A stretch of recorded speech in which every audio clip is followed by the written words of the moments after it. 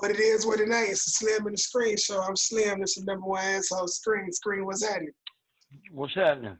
As you know, every episode, we take a toast to the good life. Toast to the good life. Put it up. Put it up. Yes, sir. What's happening? Hey, listen, right? I got a question for you, but it's really just one word. When I say this word, tell me what it mean to you. Hate, bro. Talk to me about hate, Tom. Hate. Got a lot of definitions, but we from the streets, so I'm gonna give it the street definition. Mm-hmm.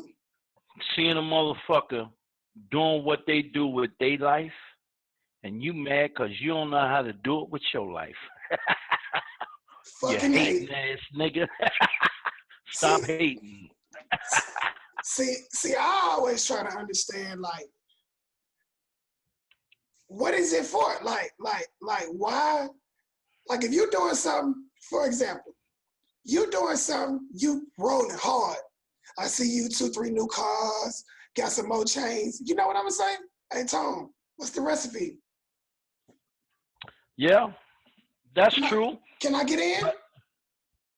But a lot of dudes ain't gonna give up that recipe. So what you have to do is observation be your best teacher. True. And you say that's how I want to live my life. True. You know what I mean? I don't want no smoke. I don't want no drama. I'm gonna do what I gotta do so I can get what he got. I ain't mad at him. Yeah. I ain't competing with him, but I want to live good like that. Cause you know that hate killing niggas. You see what happened to Nipsey.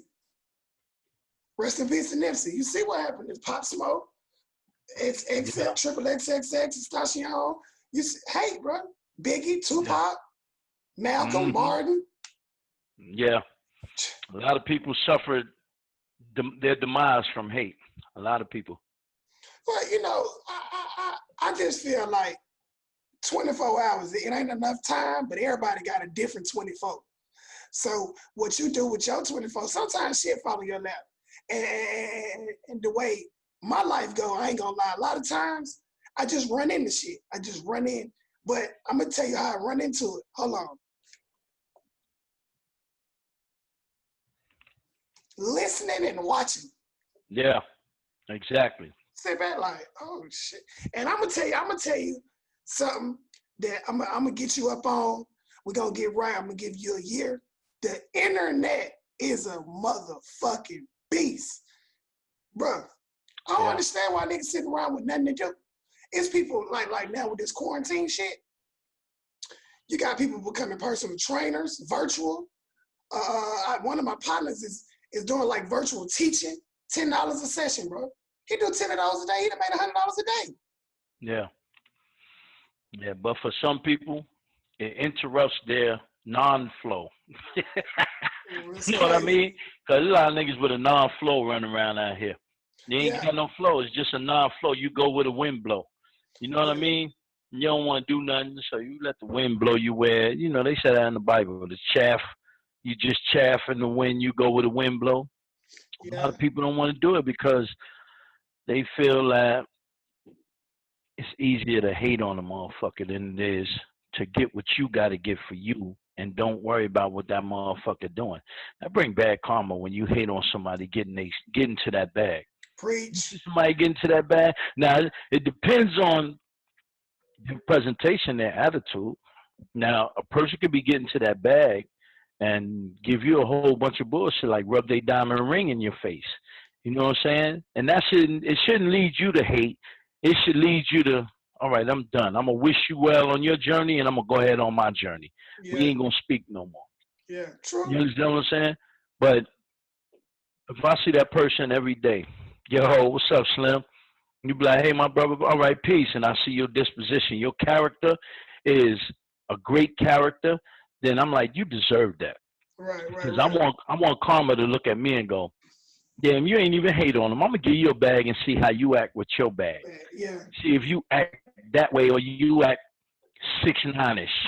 Yeah. You know what I'm saying? Yeah. If you act a certain way and your nose in the air and you act all stuck up and, you know, like it can't happen to you. Like if you're destined to get it, then your walk. Like if you're a Christian, if you're a Muslim, your walk should speak for you. Yeah, true. You shouldn't have to walk around telling anybody, I'm a Christian. I hear women say that. I hear dudes say that. Right. I just seen this post on Facebook.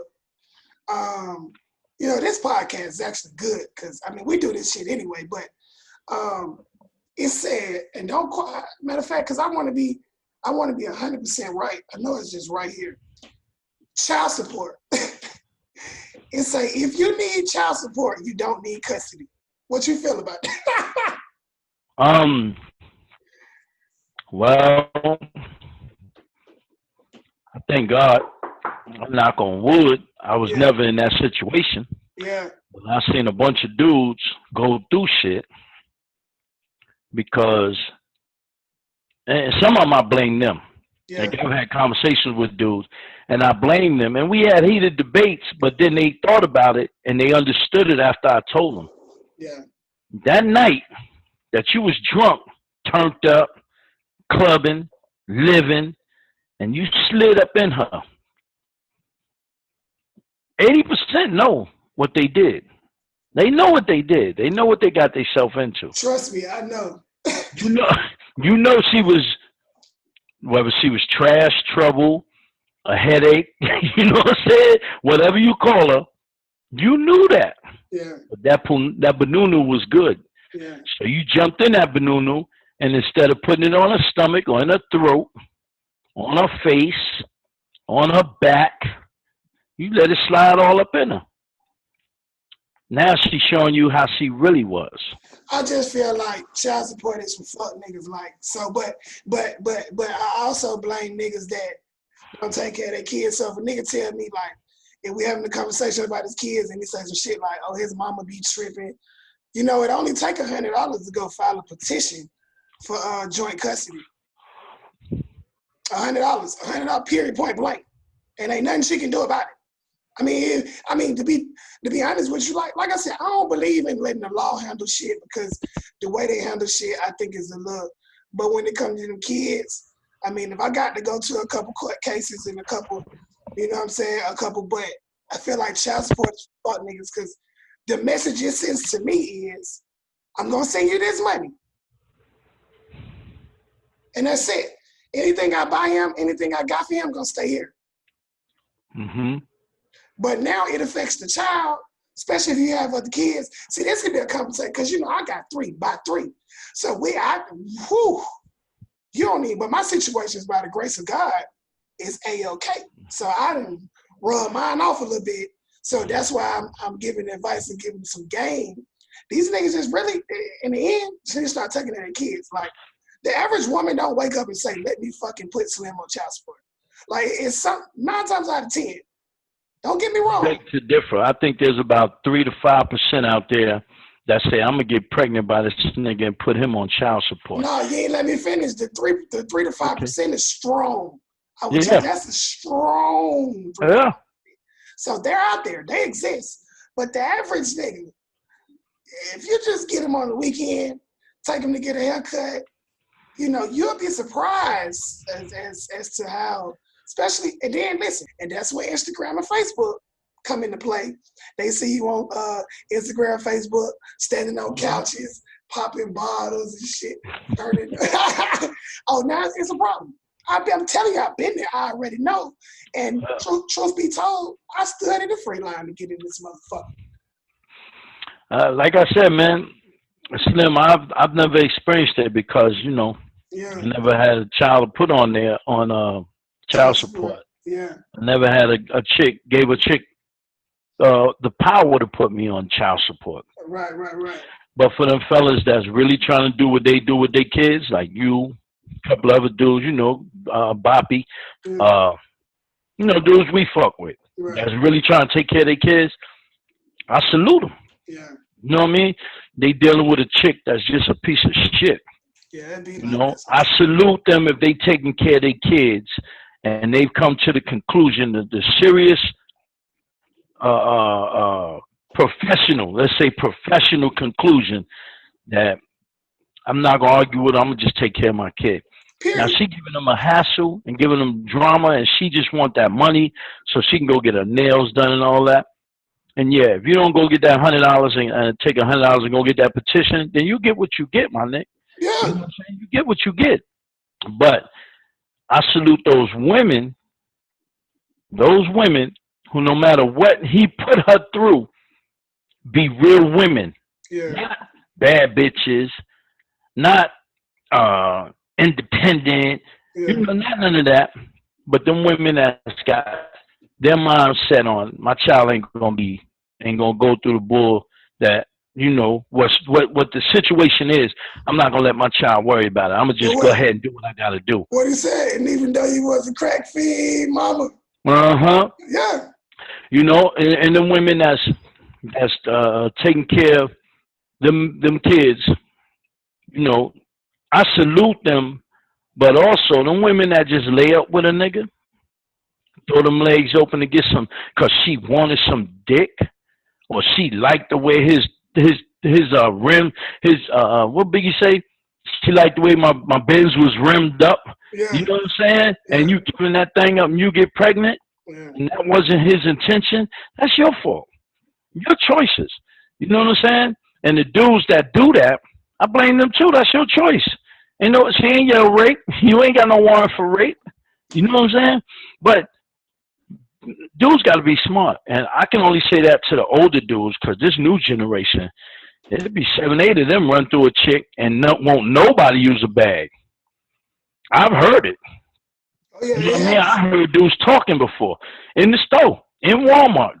When we gonna go to the clinic? Like, that shit burning. I just turn and look and laugh at them. Yeah, and laugh at them. And nowadays, it don't take much. And this is gonna transform to a whole nother topic. But it's funny that we're speaking on that. So back in the day, well, I'm 28, so 10 years ago, you used to have to. Everything we did was motivated by women. Period. Point blank. Probably still now, but. Now nigga like, my vernacular is spectacular. I can talk, period. So I ain't even got it. But I'm saying back in the day, what you used to wear, what you used to do. Now, let me tell you something. Go to the club and buy 2 bottles and roll a couple blunts. Them blunt monkeys gonna be. Yeah. Yeah. That's all it's gonna take. Everything you got on fake. Yeah, it's 10 of y'all. Y'all only paid $20. Don't let one of your partners be a scammer and got the credit cards. Oh, but see, they sold they mind so, and not all of them, but nowadays it ain't easy. I mean, it ain't hard at all. I'm gonna tell you, Slim. I've been gay the club scene up. Yeah. I go to a couple of spots, just to show up and show my boys love. Yeah. I show up to your birthday party or something. Yeah. I'll go to the lounge, and show love. But I don't do that because the club scene now is different. Yeah. It's so different. Like when we go up in there, and like your last birthday party, there was so many young girls in there. Yeah. I'm 55, and I'm talking about young girls that if I did play myself and run up on one of them, I get a statutory rape charge. Right. You know what I'm saying? Because they sneaking in. They got, all of them got on each other clothes. Yeah. All they want to do is twerk and try and, just see who is twerking the hardest and who could get slid off. And it's just no understanding. They don't have nobody. Their idols are Nicki Minaj. You know what I mean? I don't like saying people's names because I don't want them to sue us or nothing, but right. You know who the idols are that they have. They don't have icons, that used to be out here. And women had precedence about representing themselves as a Cicely Tyson or Dionne Warwick, or, what I'm saying, Patty or somebody with substance tongue. A lot of them got Michelle Obama. So what was? But they won't look at her. Okay, so let's just say the 90s. So what was like? So it was thoughts in the 90s too. In the 90s, it was transformation. Oh, it was transformation from being a woman, understanding how to be a woman, being a man, understanding how to be a man, to whatever went. Okay. Whatever went. I seen a lot of black girls, and I see it today. They walk around Marilyn Monroe shirts. Yeah. What's the other chick that she married the old white dude? He left all that money and she OD'd, or they OD'd her. It was a white girl. She was a bugged out chick, nice body and all. I can't remember her name, but I see women with their shirts on. Not Marilyn. Not Marilyn Manson. Who? Not Marilyn Manson. Marilyn who? Marilyn Manson. Ain't that her name? I think I know you're talking about. That's the one I was talking about, Marilyn Monroe. Okay, yeah, Marilyn Monroe. Okay. What was her name? I forget her name. If somebody watching the show remember her name, I can look her name up, but I don't feel she ain't that important to me. Yeah. But I see white women, I see black women with these white women shirts on, walking around here, you know, idolizing them. But, you know, you want to be respected as a black woman. Yeah. You know what I'm saying? And even when I see dudes walk around here doing dumb shit, you want to be respected as a black man, but you're not doing it. You're not doing what you're not doing what requires that respect as a black man or a black woman. You know what I mean? You're doing a lot of Benedict Arnold shit. Yeah. You know, like you could get mad at what somebody say and respond back, but if somebody say something, sometimes take it home with you and look in the mirror. Yeah. And look at what's being said. True. You know, is it true? If it's true, is that what you want to do? If that's what you want to do, okay, fuck what they said. Yeah. You know what I'm saying? Fuck what they said. But if it's something that you did unbeknownst while you was doing it, then correct that mistake. It won't be a mistake no more. It was a wrong turn. You went around the block, came out that turn, and we got back in your lane. Yeah. You know what? I watched, I think the other day, when me and you was talking about the justice system, I watched, they got this true crime thing on Netflix. Was that you telling me about, they called him the vigilante, the trained vigilante, the one that shot the 4-5 black kids? Yeah, I'm talking about Bernard Getz. You know he beat that? Yeah. Yeah. Yeah. Let me tell you what I was just watching. When you had went to eat, yeah, I was watching. I don't know what happened, but it was on Instagram, and it was a project in California. Mm-hmm. And all I know, the police was locking people up. You know what I'm saying? And everybody standing around with their phone, and everybody talking, and you know, all the just yapping. Yeah. And police is telling them, back up. And they saying, we should jump them. We should run up on them. We should. First of all, if you ain't out there putting yourself in that position, we should never come up. You know what I mean? This dude, now I don't really mess with Charlemagne too much. Yeah. Charlemagne too controversial for me. Yeah, hypocrite. I like to be straightforward with mine, no flip flop. Yeah. So Charlemagne was being interviewed by this white dude about 6ix9ine snitching and all of that. So he asked Charlemagne, if you was in this situation, this, that, and the other, would you snitch? Charlemagne said some real shit. He said, I would never be in that situation. I wouldn't put myself in that situation. The white boy kept on. Well, if you was doing this, he said, I'm not going to put myself in that situation. Period. And the white boy said, okay, well, he said, why are you trying to get me to put myself in that situation? What if you was in that situation? The white boy said, I snitch. Charlemagne said, that's why I don't want to get myself in that situation. And this is what I say about Slim. I know I'm rambling a little bit. No, you good. This is what I say about how I changed my life. Right. I don't put myself in them situations I used to put myself in. Because I always thought I could beat that situation. Some situations you can't beat. You can't win. You know, and like when we talk about stuff, we're really talking about real shit. You know, and we're not going to talk about if I had a cape, I would fly to San Bernardino, California. And no, we're not talking about that. We talking about, I know I can't fly. Yeah. So I'm going to walk right. Yeah. I'm gonna walk upright. I just believe that if you know my favorite analogy. If I told you if you make a left out your neighborhood, that it's a hole in the middle of the street, and if you go down the left, you're gonna die.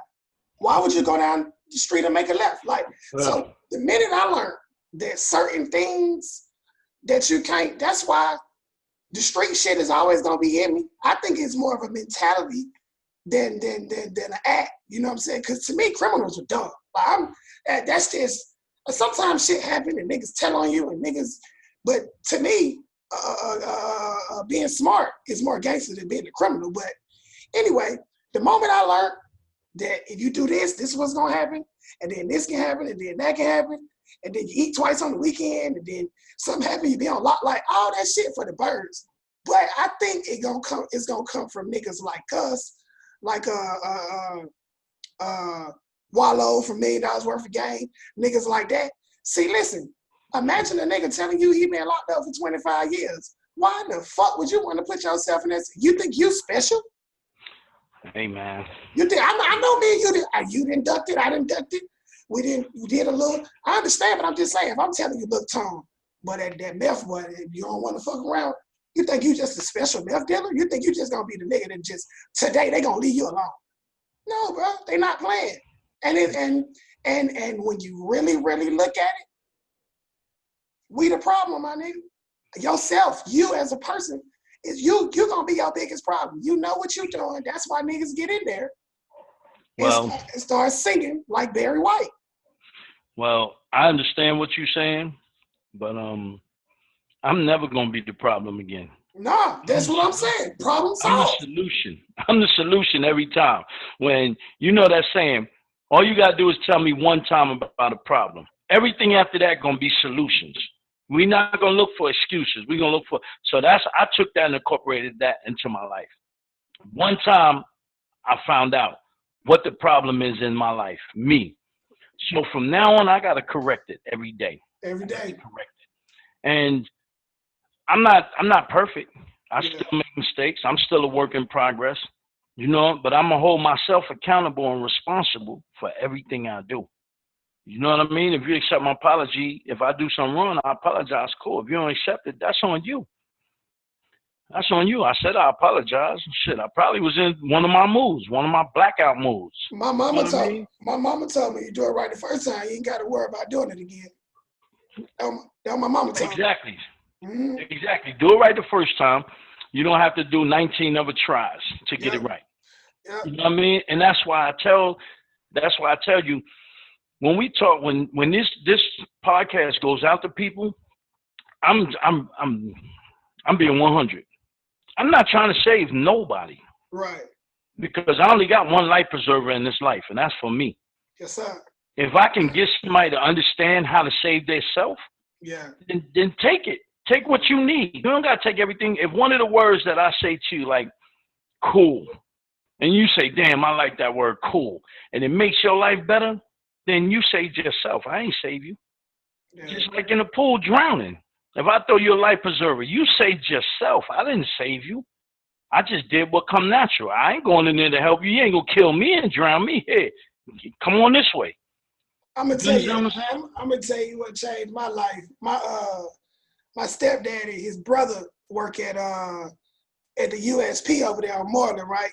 Mm-hmm. So when I was on that bullshit, like really on that bullshit, before the drug shit, when I was on that taking that bullshit, I was fighting a little case and they took me down there and did this scare straight shit. It didn't scare me straight till like years later because I was like 16, 17. It didn't really process. I never forget the little nigga, he was little, his name was Heavy D. He did like a dub in the feds. And you know, they visits are different. So we was there for 8 hours straight. And I seen people on the visit for 8 hours. As long as it didn't get packed and a lot of people didn't come. So you can get 8 hour. You can get an 8 hour visit, all day visit over there. So the dude walked by Heavy D and was like, all right, bro, I'm finna get ready to take it to the crib. Now, after that, I went to boot camp and then I had little mishaps. I wasn't supposed to go to Jackson, but they sent me to Jackson anyway for 2-3 days and some bullshit. This is what I learned. That nigga said he was going to the crib, bro. Like that, they got him. But it was one day I was sitting there, I was thinking to myself, like, I think one of my partners that got locked up, he was looking at a lot of time, but he wasn't that type of nigga. And I felt bad for him. But in my mind, I'm like, bro, we the ones out here doing this shit. And I thought about what old boy was telling Heavy D. He told Heavy D, bro, all right, bro, I'm gonna let you finna take it on into the crib. The day I figured that out, I said no more, buddy. Because I figured out that I'm gonna be the problem. And I can only relate to prison or getting killed because that's just the way I was going. The way everything else can be fixed. Anything else, but you know, those two things to me, is that shit's on the rim with death, nigga. Jail. Yeah, I mean, because when they get you, they got you. I'd have been beat up by them folks. I'd have been in the hole for 2-3 weeks, half naked. I already know, but I'm just saying, and me neither. I ain't trying to say nobody. I got kids that I hope and pray that they go the right way. But people just gotta reach, you know, deep down in themselves. And again, I ain't perfect. I have my bullshit, but certain shit, I just look the other way and be like, man, fuck. Hey, I didn't get scared straight, Slim. Yeah. I went to that USP for real. Yeah. And my first month in there, I must have seen about 4 or 5 stabbings, seen a couple of fights. You know, when I first got in the dorm, when I first got in there, I was in lockdown. I was in lockdown for 12 days. Yeah. And I didn't really see too much because dudes was happy to come out for their hour. Right. You know, and dudes was always happy to come out for their breakfast, lunch, and dinner. Yeah. And I happened to be celly with a dude who worked the child line, so he got me on the child line. Mm-hmm. You know what I mean? But when I got in population, that's why I met Jihad at, in population. Yeah. I got in population, I was in the yard, and I wasn't dealing with nobody. I kept I had on a knit hat. I had my uniform on, and I just walked the yard and just watch everything. Yeah. And one morning, this little young dude, blood dude, he kind of tall, about 6'2", 6'3", beat up this little Spanish dude at the line, chow hall line, for breakfast. Because the Spanish dude wouldn't move fast enough for him to try and skip the line. Yeah. He put hands on the little Mexican dude. Yeah. So, you know, I ain't paying no mind. I was working in the commissary. So I went to the commissary, went to work, got out. I ain't have class because I was taking business management courses too, trying to further my little associate's degree. Yeah. You know, it was free, so why not? Why not? I go out in the yard that evening because I ain't have class. I'm walking the yard, and I see homeboy, the tall dude who beat the Mexican kid up. He ain't getting no trouble. He walking around with about 4 other little young niggas, and they got their pants hanging around their hips. You know how they wear their pants.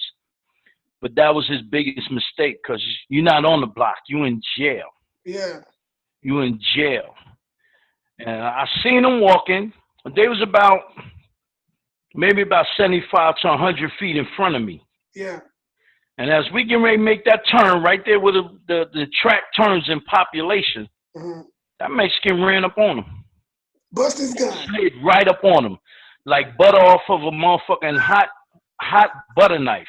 Yeah. Slid right on him and start banging him. Bow, bow, bow. Homeboy tried to run. His pants fell around his knees. He fell. The Mexican was on him. You hear me? And about 7 or 8 of them was around the fight with their backs to what he was doing to that mayate. That's what they call niggas, mayate. He was stabbing the shit out that kid in his back, stabbing him. That kid stopped moving. He kept stabbing him. And he got up and ran in a little crowd of Mexicans and passed the knife off, and they spread out.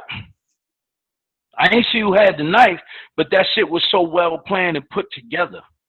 You know what I mean? That was my scare straight. Yeah. No, not that I was scared they was going to do it to me, but understand my surroundings and where I'm at. This ain't no game.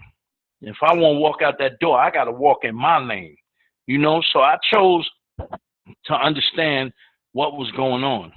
So that's why I tell you, I ain't trying to save nobody because we could talk this shit to 9,000 dudes.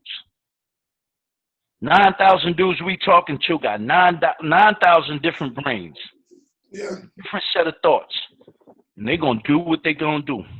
You know, what worked for us might not work for them. True. But if we put it out there, maybe it can help them make what they got working for them work a little better. Yeah. You understand what I'm saying? Now, that's why I say nowadays I don't talk to these young dudes. I don't say nothing to them. I just look at them. Yeah. Look, I will leave you. I call them Percocet babies. The Percocet babies ain't playing. The what? Them Perk babies, them Percocet babies. I blame a lot of that on them single women that raised them. Yeah, them boys ain't, listen, them boys putting up, I've been seeing some videos, but them boys putting up broad daylight with sticks. Say that again? Them boys pulling up broad daylight with big sticks, getting 25 to life. Yeah, but 25 to life never crossed their mind, like Tupac said. When they pull up in broad daylight, like the shooting that happened over there at Fairburn in front of the gas station. Oh, yeah, yeah. Over some what? Some dick that don't belong to neither one of them. Mm-hmm. You know what I'm saying? They arguing over stupid shit. It's the mentality of people, bro.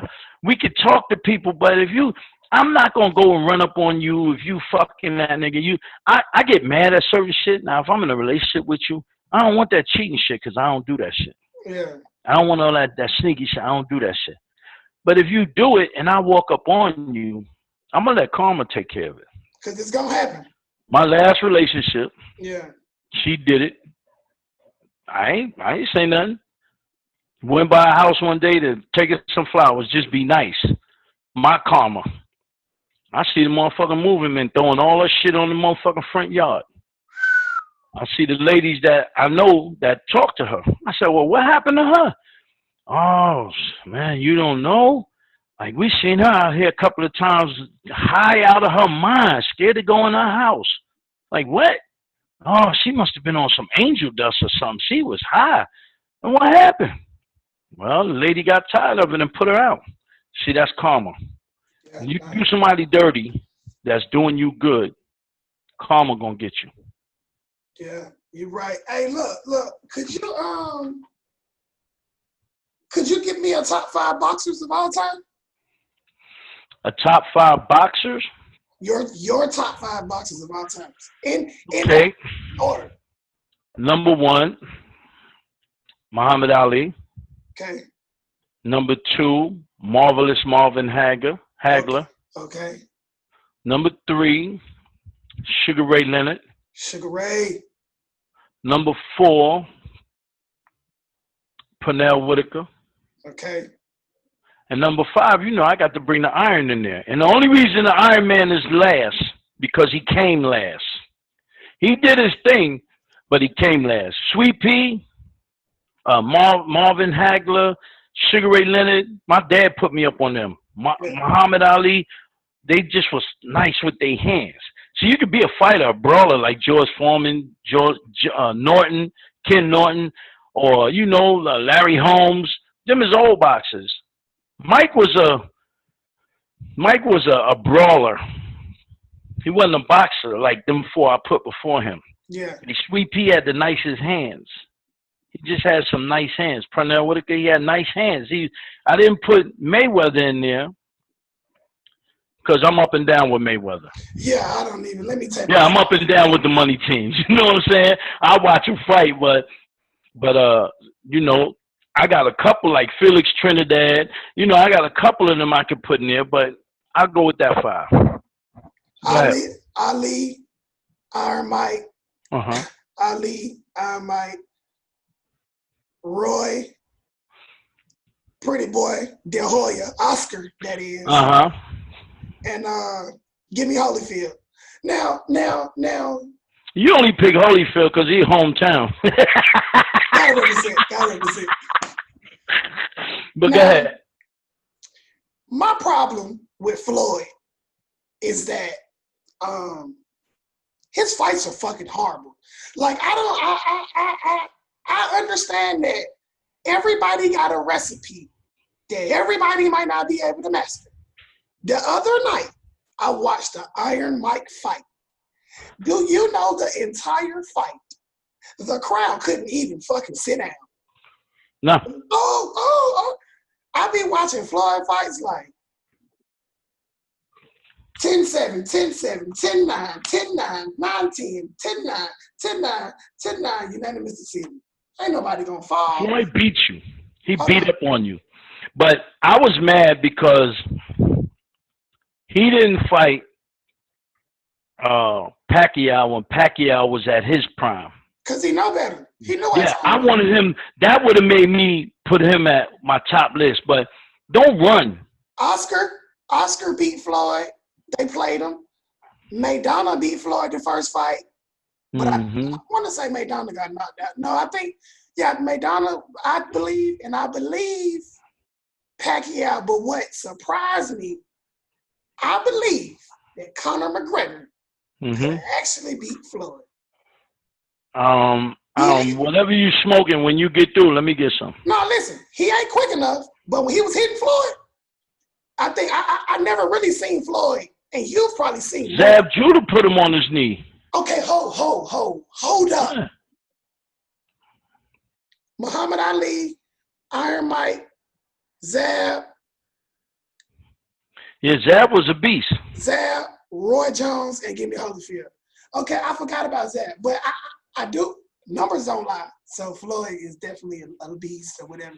But Floyd is strategic, man.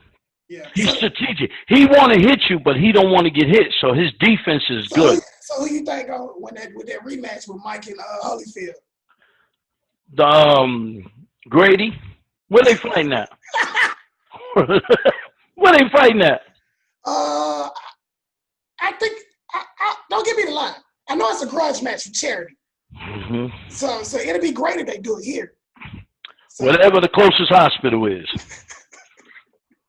I thought that was a hoax. No. That's real? It's definitely real. But Holyfield said that he know Mike is dangerous. So he don't want to go into it. He want to go into it for the people. And not, Mike will get in there who want to kill a motherfucker.